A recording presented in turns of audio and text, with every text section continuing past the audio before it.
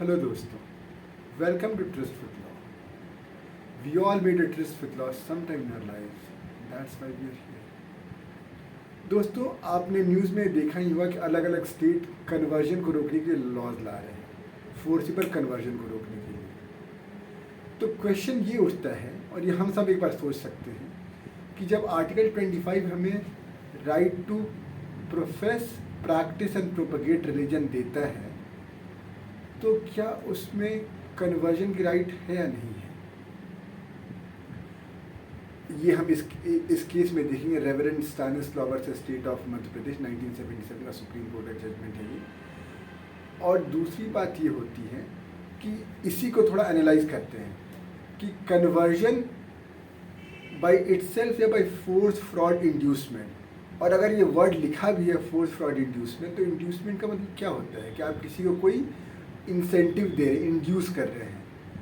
तो इंड्यूसमेंट तो एक बहुत वेग टर्म है। अगर इंड्यूसमेंट में तो कुछ भी आ सकता है, जैसे सपोज क्रिश्चियन मिशनरीज पढ़ाती हैं या कुछ भी मान लीजिए कर सकते हैं, तो उसमें तो सारी बहुत चीज़ें, any and every type of conversion can fall under this. और हमने कभी पढ़ा है, हमने एडमिनिस्ट्रेटिव लॉ में, कि law can be void just because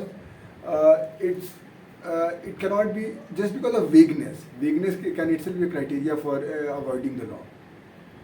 तो ये सब हमारे इशू तराइज हुए थे। एक मध्य प्रदेश और उड़ीसा का केस था, इंडिविजुअल। मध्य प्रदेश में भी एक जजमेंट, एक स्टैचूट था, और उड़ीसा का भी एक स्टैचूट था जो कन्वर्जन बाय फोर्स, फ्रॉड और इंड्यूसमेंट को बार करता था और उसके लिए पनिशमेंट देता था। तो हमारे जो अपैलेंट है इसमें रेवरेंड स्टैनिस्लॉ भाई साहब, इन्होंने ये इसमें पकड़ा गए थे। तो इन्होंने एक आर्ग्यूमेंट यहाँ पर ये लाया कि राइट टू प्रोपगेट है, रिलीजन मिली हुई है।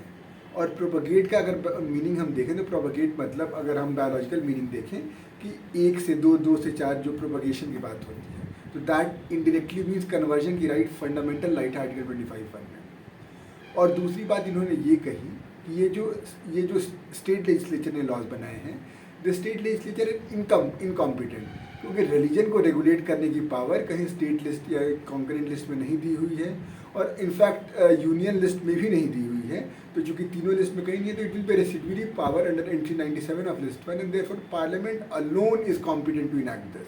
तो इनके मेजरली 2 आर्ग्यूमेंट थे। तो सुप्रीम कोर्ट कहती है कि प्रोपगेट का ये मतलब यहाँ पे नहीं है,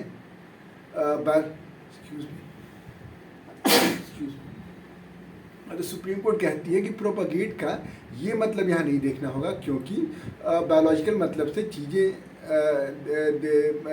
इट इज बिकम एब्सर्ड। जबकि on the other hand propagate का हमें वो मतलब देखना होगा, जैसे अब किसी ऑक्सफोर्ड डिक्शनरी वगैरह की मतलब जो है कि स्प्रेड, प्रोपगेट का मतलब स्प्रेड भी होता है, डिफ्यूज़ भी होता है। तो अपने रिलीजियस टेनेट्स को स्प्रेड करने की बात इसमें ये मतलब हमें प्रोपगेट को देखना होगा। तो जैसे आप अपने, जैसे मान लो मैं हिंदुज़म फॉलो करता हूँ, तो मैं किसी संत महात्मा को बुला सकता हूँ, उनका यहाँ पे पंडाल पूजा लगा सकता हूँ और लोगों को न्योता दे सकता हूँ। तो ये सब करना मेरा फंडामेंटल राइट है।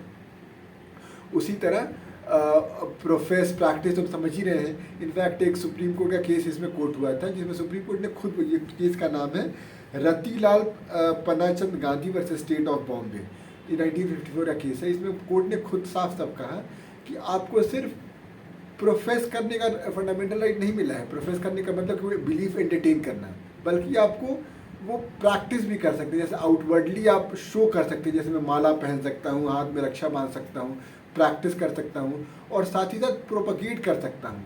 जैसे मैं अपने धर्म के प्रचार प्रसार के लिए मैं अपना काम कर सकता हूँ। तो ये पावर, ये आपके पास फंडामेंटल राइट है।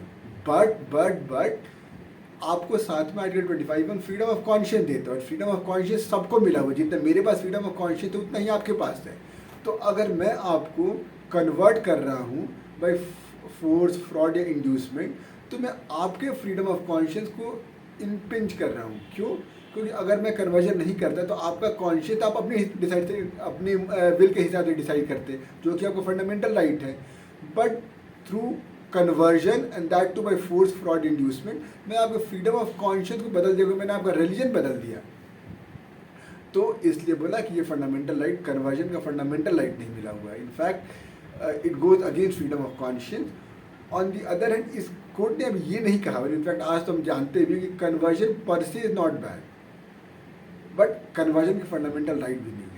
दूसरी बात, कोर्ट जब ये जजमेंट करती है कि whether the state legislature is competent और नो, तो इसमें Ramesh Thapar versus state of Madras को कोर्ट किया है कोर्ट ने, और कोर्ट से कि public order is has a very wide connotation, और anything that affect the tranquillity of the community will affect public order.